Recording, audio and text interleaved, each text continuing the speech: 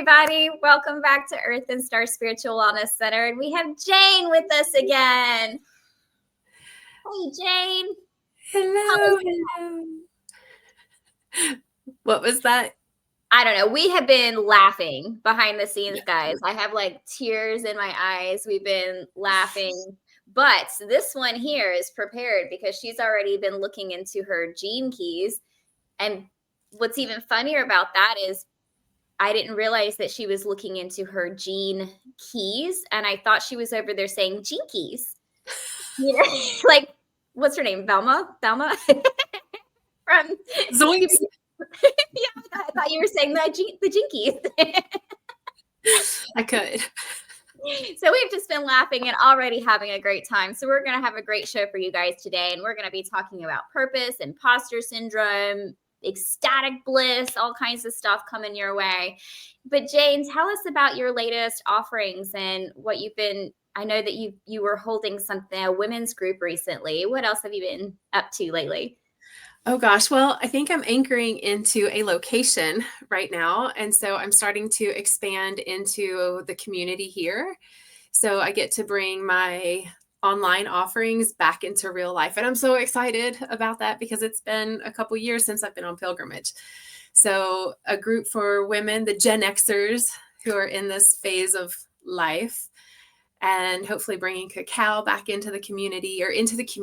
I don't know if this area has really experienced mama cacao. I have no idea, but I'm called to be here and work with the land. So that's what I'm going to be doing. I'm very excited in the Ohio Valley. Oh, wow. I was about to ask if you're comfortable telling us where you were. So you've been traveling for years and years, and now you feel like you're kind of stabilizing into this space a little bit.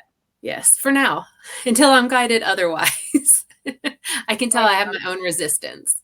Why is that, I wonder? Oh, because it feels more certain, and I've been so used to dancing in the great mystery and being unidentified. I got to let go of my identity and labels of like who I am and how I show up for anyone else on this pilgrimage time for 2 years now. And so now I'm coming back online and stepping into this identity that I am becoming, which is still the I am, just in like whatever way it's showing up now. And that's leading me into this space of like, well, then how do I best serve you, Creator? How do I best show up? How do I step into this next level of my dharmic path, my purpose? Like what, tell me what to do, God, tell me what to do, because I'll do it, Daddy, Sky Daddy. Totally. Cosmic Papa.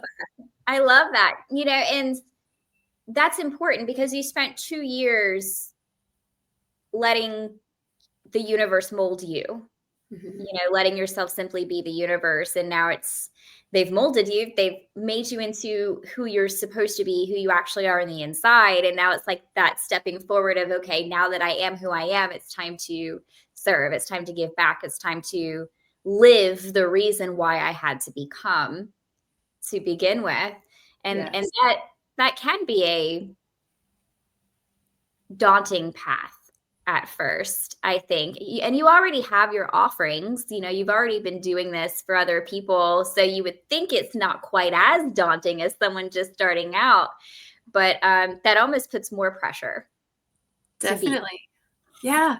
Because it's almost like I'm being called forth to still honor all that I've been and all that I am, and still honoring the unknown, while it's almost like taking this version of myself and being more courageous, like in a way that I haven't yet imagined, but I can feel it in my body, that there's like this push, and not comparing myself to who I've been and what others are doing. It's such a fun time to be alive, to be able to like see the mold that we've been formed into and still be an active molder of our own self. Oh, so good. That's something I feel like when we're there, we feel a lot because we don't know. Spirit does this thing where it's like, okay, here you go. Here's the vitality, that urge to go do the thing, but they don't tell you like what the thing is. You just kind of have to figure it out on your path. We just have to figure out what we're supposed to do now. But even that is a blissful way to be, because it's an opportunity to have free will choice. It's an opportunity to explore your likes, your dislikes, what lights you up, what doesn't, what feels mundane, and what feels magical.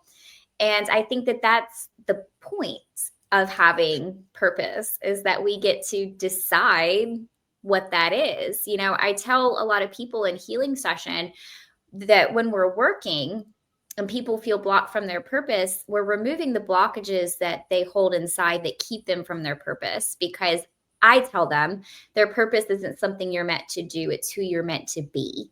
And once you are who you're meant to be, that vibration that you inherently are, then anything you choose to do is an expression of your destiny. And so I feel like that exploration, that expression of your new vibration is where the bliss is found. Totally. Yes. Yes. So much yes. But that kind of brought us to a question before our call of, but like, what's the purpose of having a purpose? Like, where are we going with this purpose? I feel, first of all, that the purpose is to have fun, like to experience such a deep level of intrinsic joy. And not the joy that's like, I'm happy because I got the $1 million. Although I would be, you know, just putting that out there, that if I did receive $1 million, I would experience joy. And, you know, can I still experience this deep resonance of joy in anything, everything, and nothing all at once? And I think that's the purpose, because we are given such a duality to live in that pulls us away from the intrinsic nature of joy itself, you know, like the divine joy, the one that's like held in grace and vibrating with peace. And there's also this effervescence to it and safety, and just like all the components that hold this childlike joy. And the purpose of the child is to just be, you know, and learn and grow, form relationships, fall down, get hurt, laugh about it, get up and play again. And that's what I feel the true purpose is.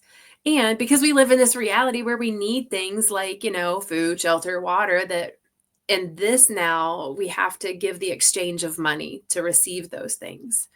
Typically.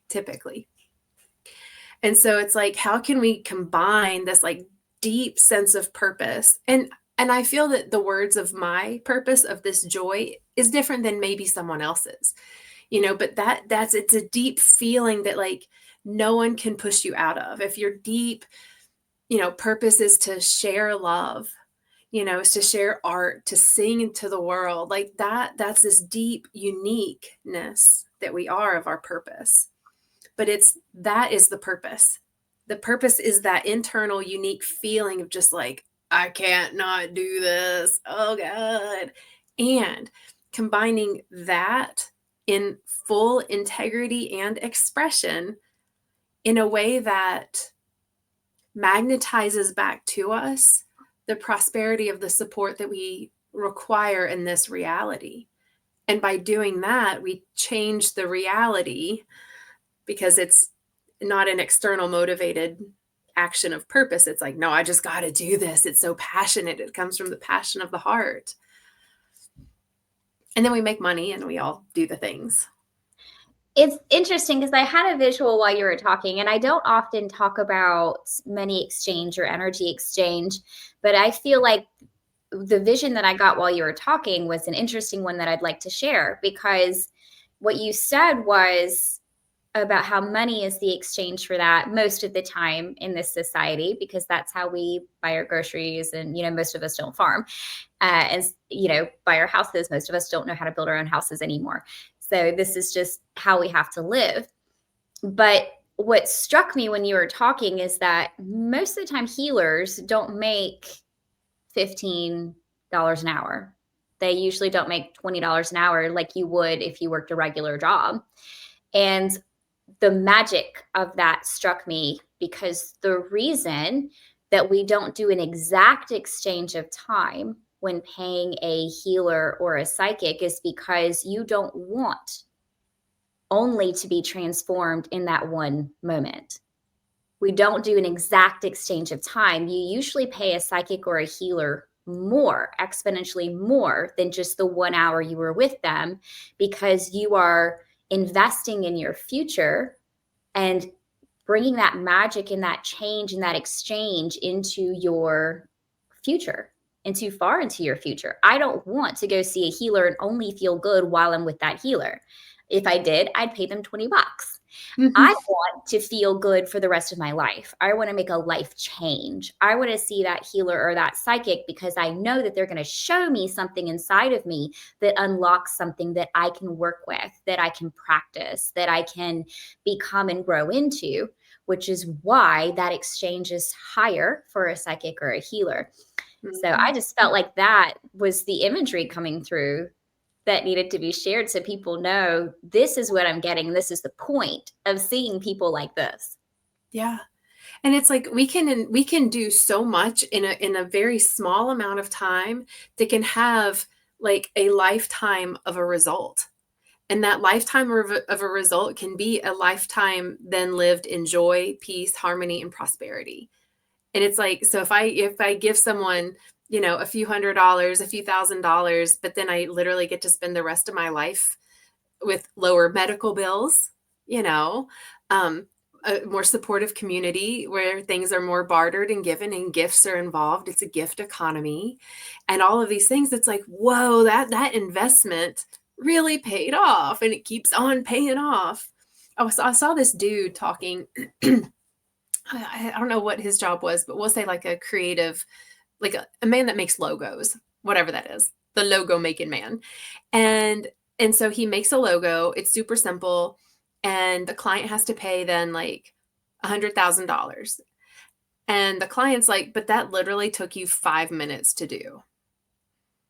And the guy's like, yeah, I'm good at what I do, so should I be penalized because I'm good at what I do in a short amount of time?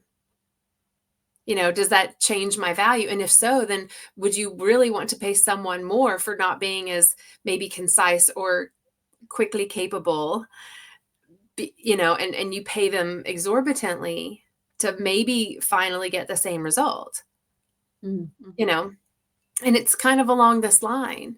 And that goes into these, like for me, when I work with someone, because I am in the eternal now, I bust through the laws of time and space. So we might be together an hour, but we did like 5,000 years worth of work. Like we changed genetic coding, the imprints, the lineage. Like there's so much that can be changed when we know how to work with time as a concept, as opposed to a linear tie down. And the exchange is definitely there, because it's like, I can think of how much money I would be spending on doctor visits, physical therapy, therapists, psychiatrists, all kinds of stuff, if we weren't actively doing our own work, healing our minds, healing our emotions, healing how our thoughts work and what we hold as true and how that affects the body. I'm not telling you guys not to go to the doctor. Absolutely go to the doctor and your therapist. Keep that therapy appointment on the books. I'm just saying that it could be worse than if you're actively adding to that. But something came up for me where I've heard a lot of people lately say things like, oh, dance changed my life, or breath work saved my life. And I was sitting there thinking, what saved my life? Like, I can't think of the exact thing that saved my life. But I know without a doubt that it was shamanism. It was actually going through not just the healing process, but learning how to apply that into my life, into my thoughts, into how I treat other people, into offering it to other people. And that's like the moment. Is there a moment for you, like one thing that you learned or did that just saved your life? The first thing that came to my heart mind was death. Yeah. Death has saved my life.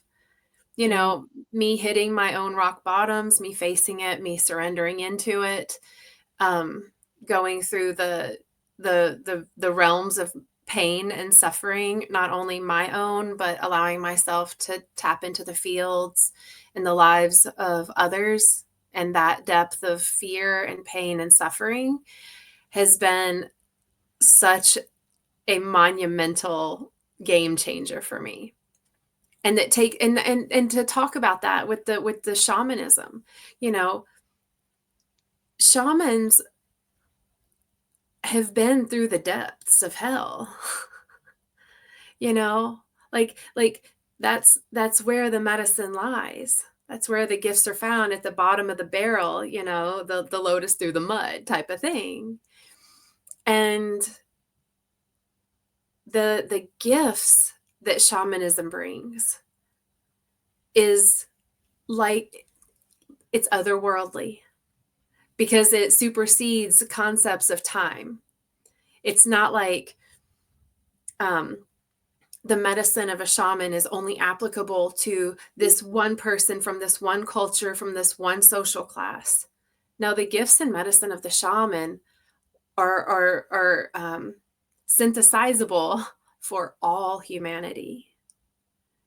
And that's the gifts, I think, that the shamans bring. And what's interesting, when I learned about shamanism from the quantum perspective, it's an energy center that is more gifted / harmonized, larger, more vibrant, more magnetic, whatever the word is. It's a gift. And not everyone has that energetic chakra gifted. And so, you know, here we are now in this reality where all timelines are merging into one in our awareness, as people are like understanding that we're in this now forever, and that shamans don't look the same as they have in the past. Mm-hmm. And the energy center, it's like, it's the upper chakras. It's like the ones that are above our head. And once that portal is open enough, I mean, it's like a halo. You know, Yeshua had it. Mm-hmm. You know, that's the ultimate mystic, the priest, the shaman, that level of a healer. Because they've been able to go into the depths of hell and rise up to the highest of heavens and be able to be the bridge to bring the message in this now for whomever they're speaking. Oh, I love it. Absolutely. And, you know, I skipped right over the death part because I was already in death, you know, but that is such an important part of healing and of shamanism itself. You know, we talk about how to perform the sacred spiral, how to cross over souls, how to be the bridge between this side and the other side. And the term shamanism is something that comes from Siberia. So we can really kind of put any word there. We only really use that term so you know exactly what it is that we're doing and what we're talking about. But it's basically just bridging ancient knowledge, ancient practices, ancient knowings of how the energy field works and how the soul moves between the veil through time and space. Because honestly, in my training of shamanism, we go to the lower realms in order to heal places of the past, but then we go to upper realms in order to meet with guides and ancestors and the plant people and the stone people. And we're bridging these on earth and through the heart space. That is that bridge between the heaven and the hell, between the lower and the upper. And we're doing this in such a way that the purpose of it is to bring healing to others. Like that term shaman is the person who stands with one foot in the 3D and one foot on the other side of the veil. And the reason they're given that gift is to bring messages over for healing of the people who are here who can't quite reach those sides or don't have that access. So a shaman, like you said, is a calling, is a gift in this particular life where we are meant to be of service. We don't get the privilege of just getting worked on and healed and then going about our life. Our privilege is being the person to constantly bring messages over, to constantly be of service, to wash the feet of others, to help others, to build the bridge. And I don't know if you guys have ever built a bridge, because I know I certainly have not, but I have been scared of bridges since I was a young child. And the thought of building a bridge between worlds, that's a pretty big responsibility here. You know what I mean?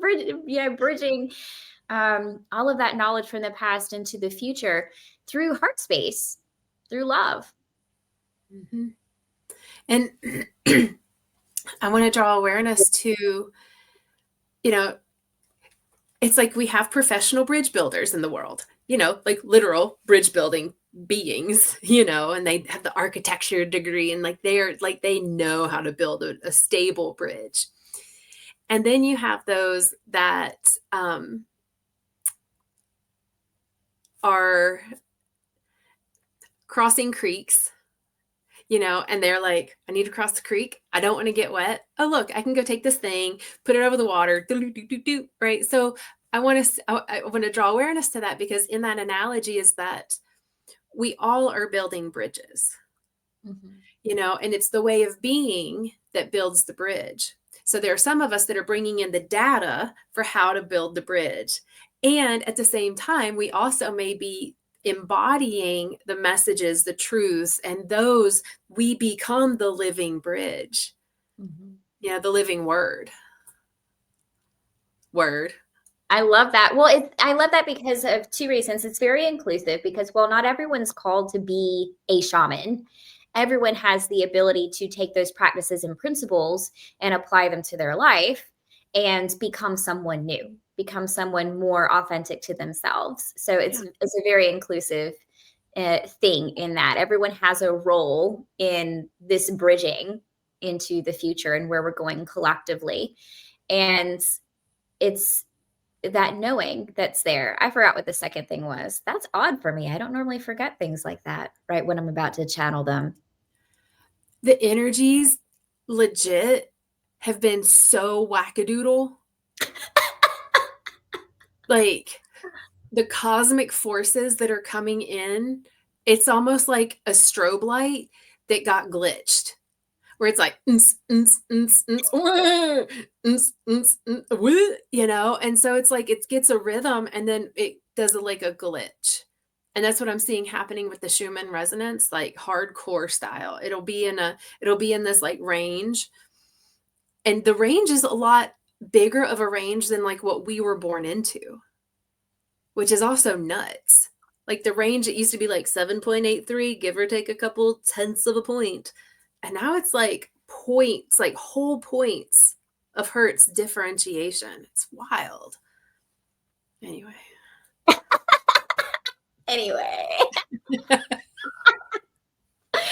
Oh my gosh. So I really don't remember what I was going to say. It's like spirit was like, oh, here. And things were growing. And then it was like, stop it.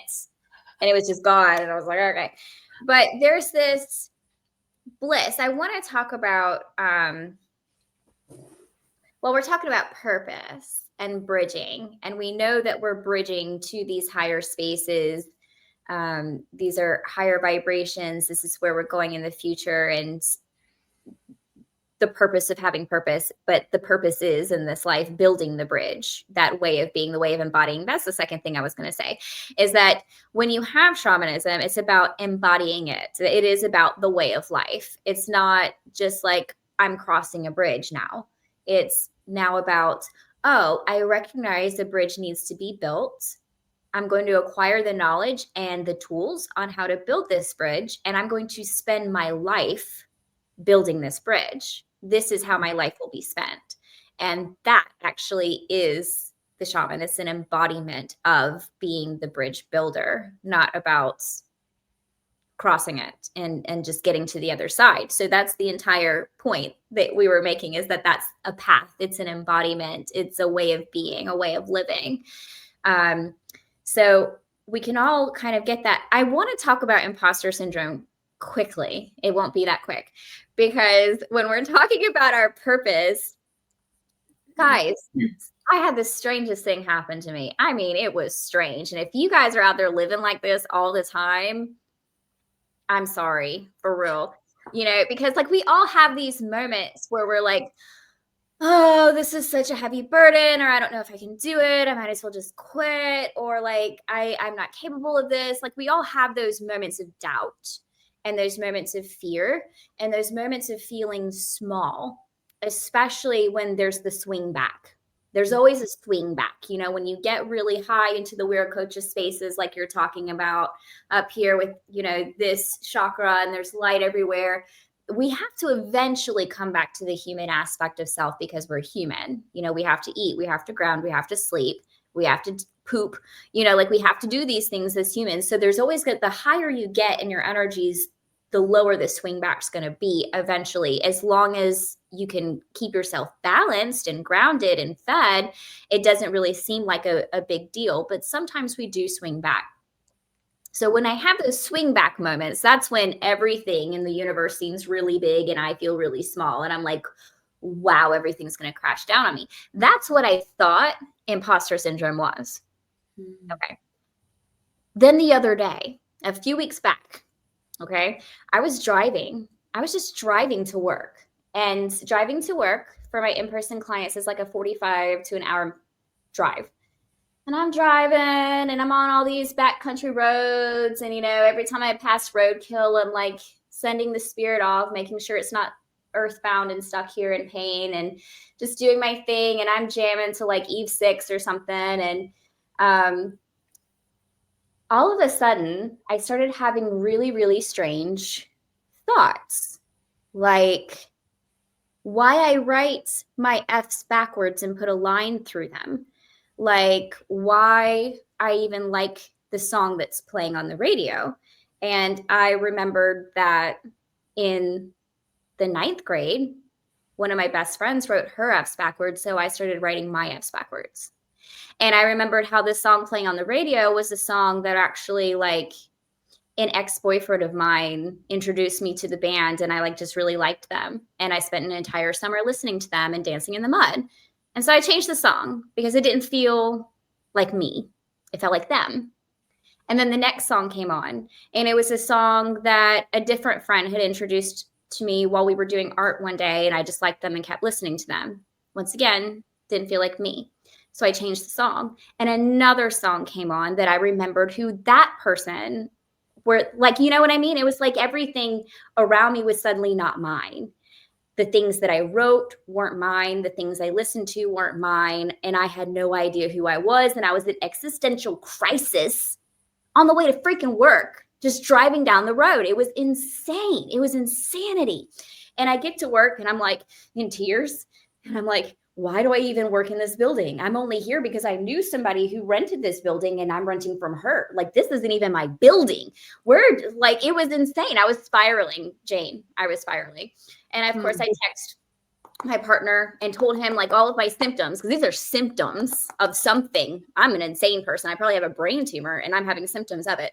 And I'm messaging him and he messages back and he goes, babe, that's just imposter syndrome. You're a wonderful person. And I was like, imposter syndrome? What does that mean? This is imposter syndrome? This is what you guys deal with all the time? So what I realized about this, because I have an awareness of my energy body, is that that's not being ungrounded and that's not being too spiritual. What it was where my consciousness was here on my aura, and my consciousness was becoming aware of all of my imprints and where they came from, like my imprints for interest, and it's not that I only like these things because other people like these things. So that part isn't true. It's that all of the people around us, we placed there to influence and imprint us, molding us and shaping us until the spark inside recognizes that and becomes and grows. And my consciousness was in parts of my auric field recognizing every single imprint or influence that other people have had on me, like just knowledge and just everything. And it was the most, and I swear if I wasn't like so terrified, I could have enjoyed it just like a mushroom trip or something, but I don't enjoy those either. I tend to cry the entire time. So I'm letting out all my dirty secrets.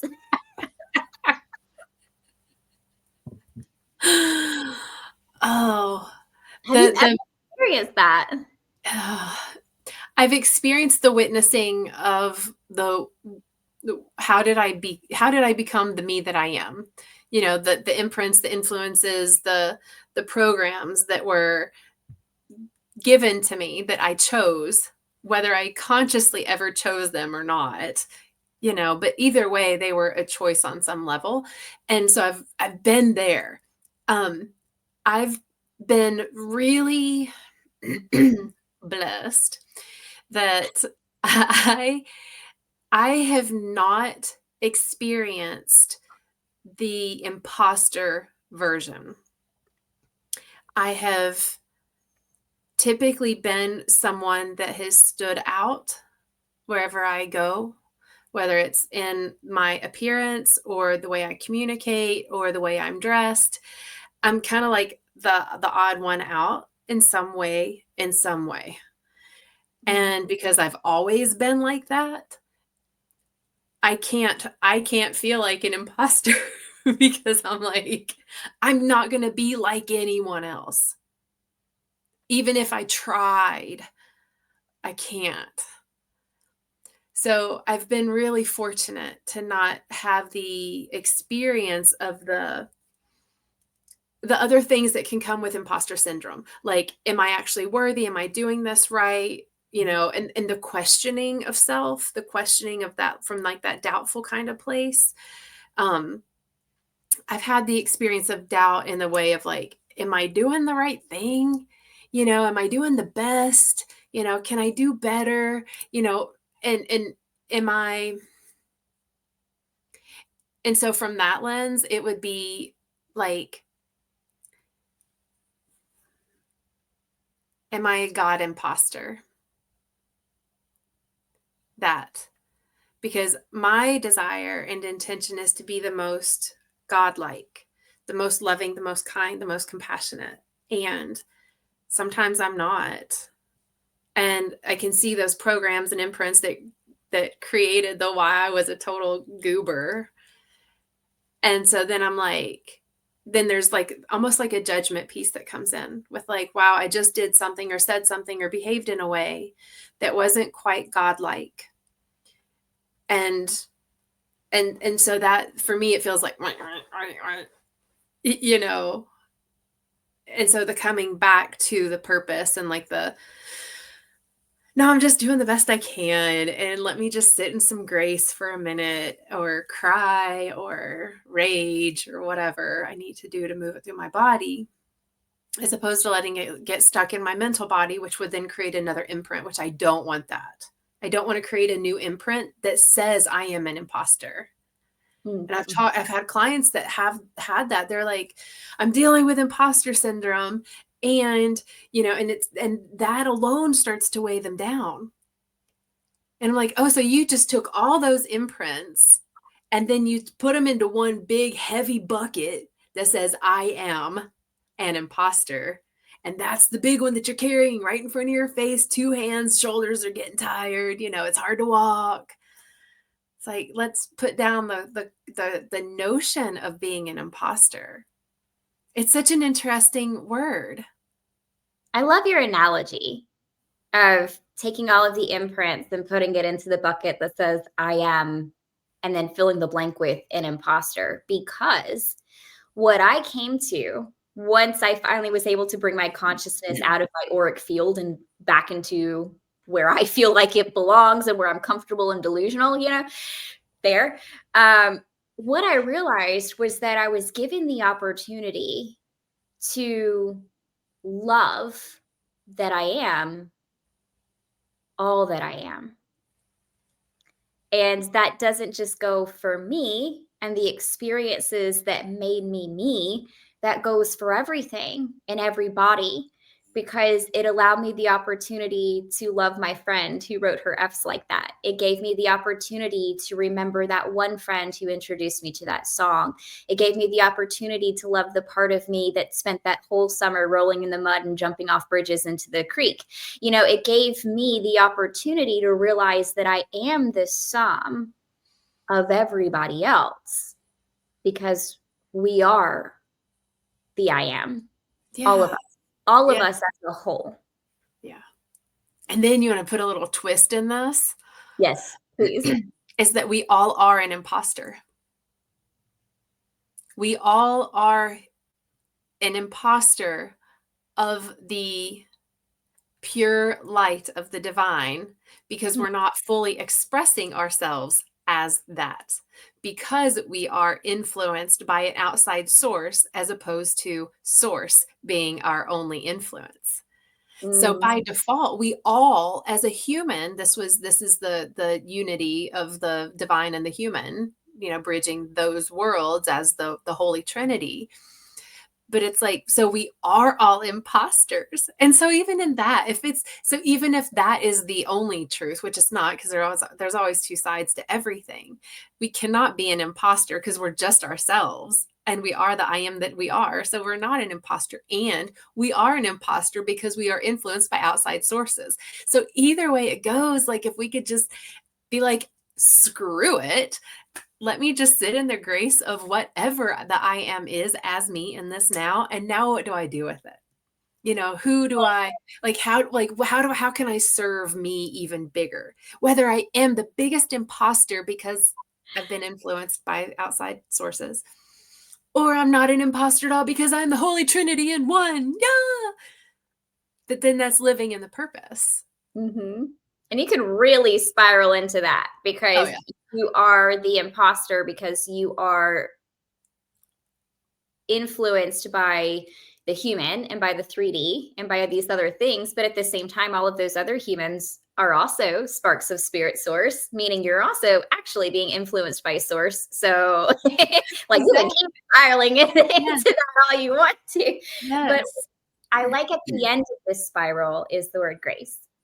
Yeah. So coming from an originally traditional Christian family, I heard the word grace a lot, but I don't think I was actually introduced to grace until I was an adult. And I became friends with a doula, and that was something that she would say all the time, not just the word grace, but she would say in her motherly way, I swear I want her to be my mom. She'll say, okay, but are you being gentle with yourself about that? It's like just this sense of, I recognize what needs to change. I recognize where I want to be. So tell me how to do it, Miss Doula, because she's also a nutritionist and, different things like that. She does a whole lot of things. Wild woman is what I call her. Honestly, I'm not going to call her out here, but like I wanted to put her on the website like 4 years ago. And I told her to send me a picture, and she sent me a picture of herself in the woods with her top off. And I said, honey, I can't post that. I'm sorry. Like, can you put clothes on just for the picture? Like wild woman. I love her. And she just, when you tell her what you recognize your shortcomings are, or just the things you want to change, the things you want to make more healthy, and you ask her to fill in those blanks for you, the first blank she's going to fill is, are you being gentle with yourself? Is there the grace that's there? Are you being graceful to yourself? And then here's the next steps we can take. And let's just see how you feel while taking those steps. Because if those steps don't feel right, we'll give you grace and gentleness and try something different. And then I actually knew what grace was then. Oh, thank you for sharing that. I love how we learn grace. You know, for me, I learned grace in Memphis, Tennessee, right outside of Graceland. Of course. Literally. And the land calls me. I'm telling you, the land is such a literal calling for me. It's so good. And I learned that grace was also the way to hold boundaries. Mm-hmm. And I can offer grace to others and accept what they're doing, how they are, how they're showing up. And in that, I am offering grace as the sacred witness, as the I am presence. And if I'm giving myself full grace, then that sometimes means that I have to set a boundary and tell someone, like, no, I can't do this for you. No, back off. I quit, whatever the case may be. But that grace is a boundary. And when I feel into like the masculine energy, is the presence, it's the container, you know, that holds us. Well, without the holding, there's no containment, there's no boundaries. So for me, I learned grace in Tennessee as a way to apply radical acceptance and unconditional love with boundaries. I love this because this is what I meant when I started with I come from a traditionally Christian Southern background, is because you hear of saving grace. You know, you hear about grace a lot, but saving grace kind of just reminds you about how you're not good enough and not right and you're always doing wrong things and everything that you want to explore is just like bad. And so there's this definition of grace that's like forgiveness. But you started to bring it up in a slightly different way, but with the same definition, forgiveness. But forgiveness can only happen when the divine feminine part realizes that something's hurting or something's stepping on her boundaries or something isn't right. And that's when the divine masculine kind of takes over.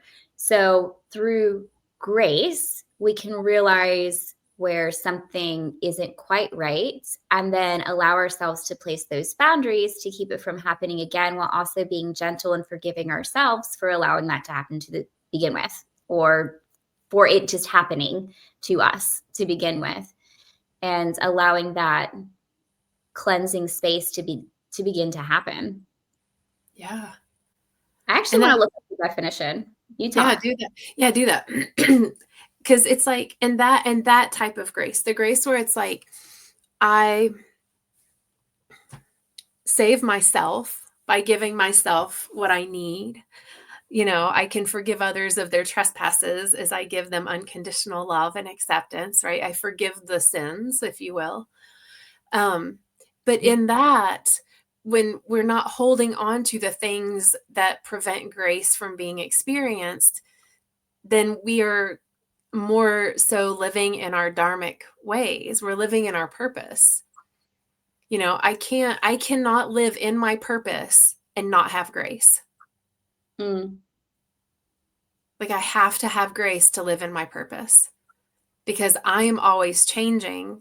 And so the expression of my purpose will also change. But if I don't have grace in that, then I'm rigid and I'm stuck and I have to keep doing it this way, this way, this way. Why isn't this working anymore? I don't care. Just keep doing it, keep doing it. Well, there's no grace in that equation. And grace from the higher perspective of purpose is an integral piece of how we're showing up and completely expressing our gifts. So important for purpose. That was beautiful. I loved that you added that piece in, because we grow, we change, we become more and more and more. And the more we change, the more our expression has to change. You know, I'm out here doing things, fulfilling, living, expressing my purpose in ways that 2 years ago, I would have never thought, because I had a different idea in my mind of what that was supposed to look like.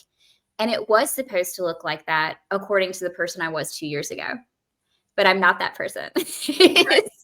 Nothing was wrong with that person. She was a beautiful person. She was the best person she'd been her whole life. But there's more.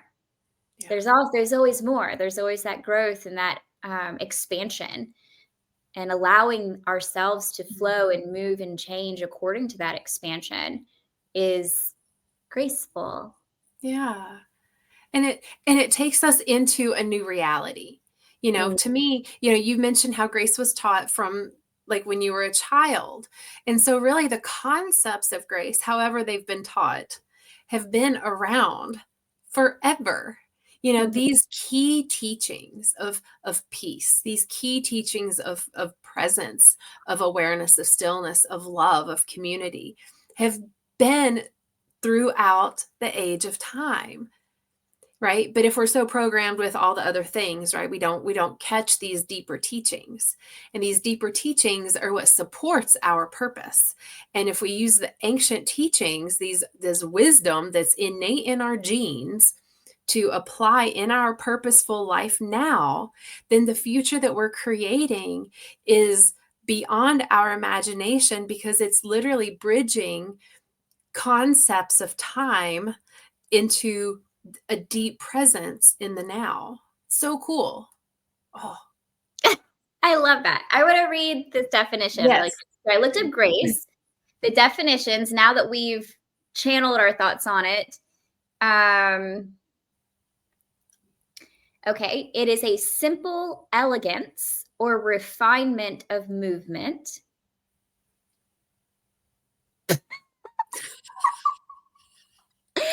It is courteous goodwill. So being polite, the social graces, the free and unmerited favor of God as manifested in the salvation of sinners and the bestowal of blessings. I liked the first part before the comma, because you guys know I think of sin in a slightly different way. Sin is more guilt than something that you actually were wrong. So I like the first part, the free and unmerited, you didn't have to earn it, favor of God, the bestowal of blessings. I love those. A short prayer of thanks. So this is a beautiful thing. Now then, the word imposter, there's only one definition. There's not like 3 million like there is with grace. So apparently grace can be used in many different ways, depending on how people want to spin that. Imposter, the one definition, is a person who pretends to be someone else in order to deceive others, especially for fraudulent gain. So if we're not trying to fraudulently gain something, I don't think we can call ourselves imposters. Right. You want to take this big full circle? You ready for this? I'm ready. Imposter syndrome leads to fake shamans. It leads to appropriation. Oh, I might vomit. Yeah. I might vomit. Please take us further. Imposters lead to appropriation.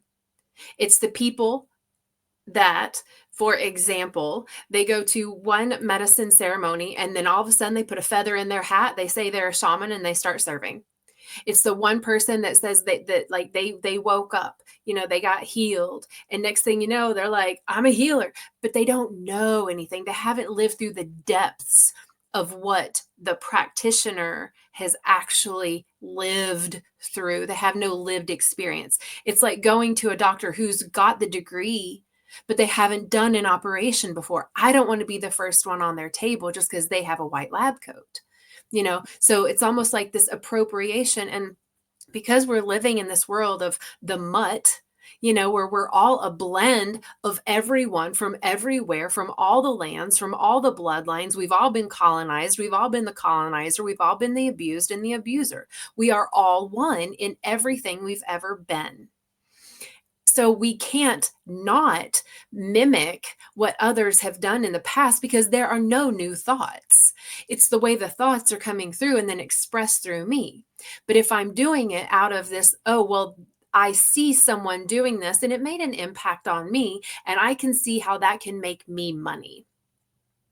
Let me pretend to be this indigenous person. Let me pretend to be this medicine woman. Let me pretend to be this all-knowing somebody or another, when the truth of the matter is that I'm not in integrity, because I haven't given myself the grace to fall flat on my face, to actually learn the lessons to put me in the space of being that true healer. And so the imposter is the embodied appropriator. And so many people, because there's still so many in the victim mindset and victim consciousness, and let me point fingers and say, you're wrong because of this and you're wrong because of that. And look at me, look how you've hurt me. So then they're always going to be, not always. So there have been the people then that point the fingers and like, you're appropriating, everyone's an appropriator. And some of them are, so many are imposters.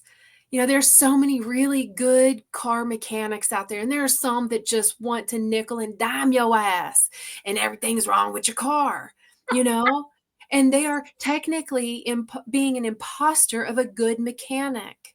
Mm-hmm. Does that mean that they're not a mechanic and they can't do some good things? Of course not. But it's not my place to tell them that they are an imposter of a mechanic and that they're appropriating all mechanics everywhere because they are making money. It's not in alignment for me. And that's where my own integrity has to come in, to have discernment and give them grace and give my ass grace and go to a different mechanic and not just be willy-nilly trusting any mechanic out there. Same with all of this when we come to like appropriation and shamanism and medicine work and healing work. And it's such a sensitive topic, especially when it's coming from a white woman, a white-ish woman, like it's a sensitive topic. And it's almost like sometimes I can't, the words that I speak aren't valid because, I don't have more melanin in my skin, or I don't have my ancestral lineage to be like, but look, this is where I come from, or whatever. I don't have the proof of the pudding. And yet I know, because my gifts have been given and like bestowed, the blessings of God have been bestowed upon me. I've been given the gift of grace for myself to show up fully as myself, to know that I'm not impostoring anything ever. That's my truth. And others feel that when they're with me. And there are people that will live as the imposter, just to say, I'm going to wear this outfit, whatever that is, and I'm going to make so much money, and I want to be loud about it, and I'm going to kind of go over the edge. But that's the thing. That's the beauty of this path of like connection with our deep self, this true inner self, is that our discernment is like the biggest radar that can read and feel anything. So it's like you will hear it and it's just like, no, that feels really inauthentic. That feels like a lie. That feels like ick in my face, Thank you for letting me just rant that all out, because imposter leads to appropriation for sure. And I even want to deepen that a little bit and say how imposter syndrome, in the way that you just described, into appropriation, a lot of people are doing this without necessarily knowing they're doing this, but then it fails. Ultimately, it's not successful because there is not about, for a lot of people that I've personally seen, it's not about the money. It's about the sense of worth. I see where I feel I could be powerful if I had the power to tell someone their future, if I had the power to heal somebody's wounds, where I feel like I could be important and have value if I do this for other people.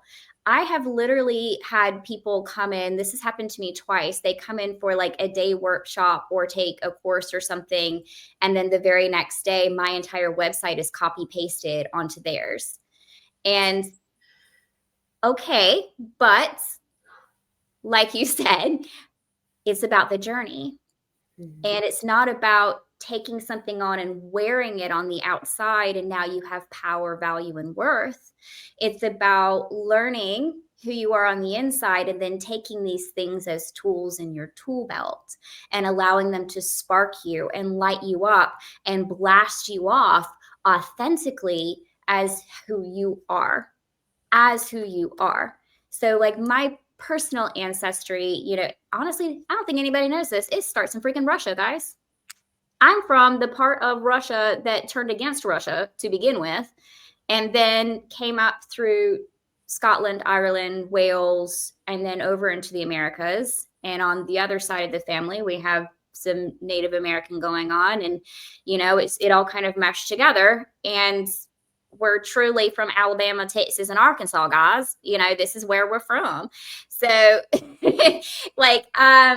but while I do study Druidry, which is from that area, Scotland, Ireland, Wales, I don't know anything about Russian practices, or I have no idea. And the shamanism that I studied for years and years and years is actually from Alberto Villoldo. And he brought that from the Andes and Amazon with permission from those people, stripped of their lineage, like stripped of their culture, I should say, not their lineage, stripped of their culture, just bringing the psychological aspects and the healing practices and how we can, because we're meant to do that. We're not meant to take cultures and copy them, but all cultures are meant to share medicine to those who are sick, so that medicine and how you can heal yourself and how you can learn about what actually is on the other side of the veil, that's meant to be spread all over the world, because that's actually a common denominator. There is nothing that is pure spirit that exists in any one culture only. How they express that knowledge, how they express that healing is very true to their culture, but the knowledge itself is universal. And that's what we need to be pulling into our heart space, or not pulling in, but like awakening and remembering exists within our heart space to connect us all over the globe. And in this way, we can show each other grace. In this way, we know, I showed that person grace through a boundary. I messaged her and said, hey, bruh, that's actually my artistic content that you copy pasted, because I did the work to write all that out. So I'm going to need you to change that. I recognize you now have a certificate. So I encourage you to look at your own artistic expression and create your own website. So we did grace, we did boundaries, and I feel like all of this is a way to bridge everything. I want quickly, not super quick, but I want to somehow bring in ecstatic bliss and that gene key into purpose. Yeah. So kind of going back to this culture, right? So when I think of culture, I think of like kombucha, because I love kombucha, or like sourdough. I love sourdough, where there's this, the kimchi, there's a fermentation process that the natural occurrence of the culture grows and breeds something so healthy for our physical human gut. The gut being like the relationship to this creativity, to our serotonin, to our intuition, our expression of this like human primal nature. And if we are creating, I feel that we're creating a new culture. And so it's taking the ancient cultures of like these bits of land and these tribes and these things. And over time, they're starting to watercolor together to create a new weaving of a culture that is as broad as the earth plane. And from that interwoven new culture is where this new earth starts to flourish. And that right there is the experience of bliss. When we are living as that, we start to turn off genetic code patterning that dissociate us from the one, the dissociation from community, from each other, from the earth, from the cosmos, and just becoming this singular thing. And who am I? I'm going to imposter, and what do I need to be good? But rather the embracing and integrating of the all of it and the unique expression of it. And that unique expression of it, that new culture, means that I have to be my own self, my own expression of the I am. And there's so much feeling of liberation to that. It is liberation. And that leads to that deeper sense of joy. And that to me, again, goes into the purpose. And you even see the grace in there with that turning off of the code that's separating you from other people, because that is the grace part. It's the allowing the new world to happen. It's the allowing myself to be someone new. It's allowing myself to meld with everyone else and to realize our oneness and our sameness and that ancient wisdom inside of us that is the core connector between us all. Yeah. And when we when we even look at this gene key, so I was called to the 58th gene key today.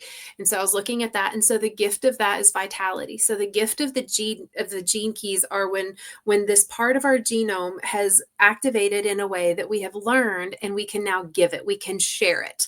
It's like, look, I've learned this. And the gift of this one is vitality. Vitality is the expression of life. That's the growth. That's the culture being cultivated and moved through us, through our thoughts pulsing out, our words pulsing out, and our actions pulsing out. It's this vital life force. And once we've really been that so much that we can't not do that, like we are living as Shakti, there's no way to fake it, because it's literally moving us as us. And in that then is when we experience the Siddhic state of bliss. That state of being where, follow your bliss is what they say, right? It's like I'm following what's following is my mind. My mind is witnessing how life is moving me through this field of creation. Like my mind is witnessing this ecstatic movement of me. Wow. And it's so tasty. It's so tasty. And so is kombucha. so that's why it's right, and sourdough together especially. But I feel like that's why it's so important for all of us to recognize that everything that we've ever experienced, everything ever, has been an imprint, and it's created who we are today. Let us give ourselves grace and embrace that version of ourselves with just radical acceptance. Okay. And then how can I express my own fire and passion? How can I fully express what lights me up?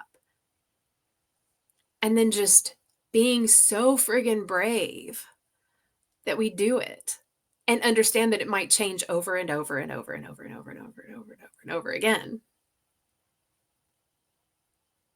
I love this. This was a beautiful day. Yeah. Thank you for joining me today.